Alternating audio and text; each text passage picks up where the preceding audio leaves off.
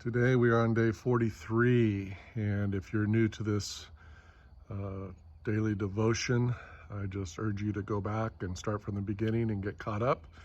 You can see all the videos on most all the platforms that we're on, Brighteon, Bastion, and YouTube under Planting the Seeds 101.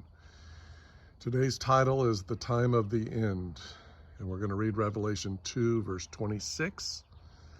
And he who overcomes and keeps my works until the end, to him I will give power over the nations. Revelation 2, verse 26. The book of Daniel describes the time of the dark ages, which is part of the 1260-day prophecy. Yet for many days they shall fall by sword and flame, by captivity and plundering. Chapter 11, verse 33. It is a fact that during the Dark Ages, millions died by the sword in ways too gruesome to mention here, and the flame by being burned at the stake. They were indeed captured, tortured, and more. But here also was given, in the midst of tribulation, hope. Some of those of understanding shall fall, to refine them, purify them, and make them white until the time of the end, because it is still for the appointed time. Daniel 11, verse 35. While the faithful fell in death, Christ declared that they had actually overcome, for they kept his works until the end. All their suffering God used for good, and he will do the same for us. Our faith can be refined and made so that nothing, not even the deepest, darkest evils, could shake it.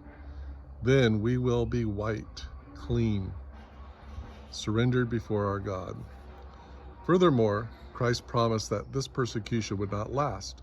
There would be an end. Daniel's vision of the 1260-day prophecy focused particularly on its end date. Repeatedly used are the phrases, the time of the end, and the appointed time. And we see in verse 35 that they are used in reference to the end of prophecy.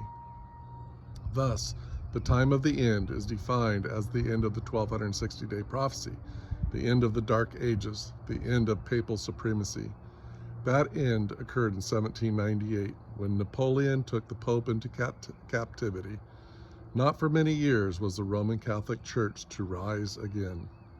But just as Daniel prophesied an end to the papal reign of terror, so are we promised an end at Christ's second coming.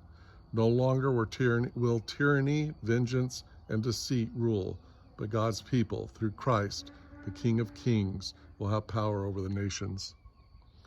The prayer. Prince of Peace, when I walk through tribulation, walk with me. When I am hated, help me to remember your love.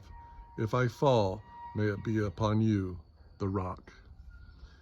Further study by reading Genesis 50, verse 20, and Romans 9, verse 33, and Romans 12, verse 12.